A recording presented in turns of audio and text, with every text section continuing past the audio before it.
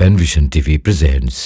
কাজের মহিলা অনেক সময় চুরি করে, কিন্তু তিনি অস্বীকারও করে, আবার তাকে প্রহারও করা যাচ্ছে না, গালমন্দ করা যাচ্ছে না, কিন্তু তার প্রতি নির্দয় হব সেটাও বলে চাচ্ছি না।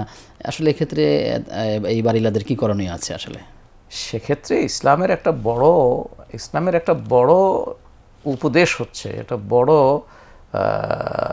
নির্দেশনা হচ্ছে যে সেটা হচ্ছে নসিহত করার মাধ্যমে কাউকে দ্বীন আর নসিহা, যেটা রাসূল সাল্লাল্লাহু আলাইহি ওয়াসাল্লাম বলেছেন, বারবার বলেছেন, 3বার বলেছেন, দ্বীন আর নসিহা।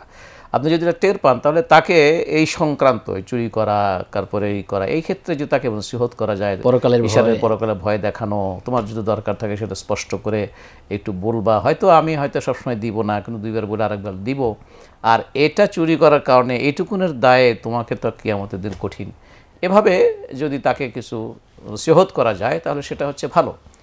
আর যদি তাও সে বিরত না হয় তাহলে কিন্তু যেখানে গিয়ে প্রতিকার পাওয়া যায়, মানে আইনের আশ্রয় নেওয়া, আইনের, আমি তাকে গালি দিব না, আমি তাকে করবো না, গালি দেওয়াটা অন্যায়, অন্যায় হবে, প্রহারও করতে পারে না, তার আইন আমার নিজের হাতে তুলে নেওয়া হবে, এর জন্য অন্য সমস্যা সৃষ্টি হবে। তো সেই জন্য তখন যথাযথ কর্তৃপক্ষ আছেন, যারা দায়িত্বশীল লেভেলে আছেন সরকারের, তাকে বোঝানো যেতে পারে, সেখানে আশ্রয় নেওয়া যেতে পারে।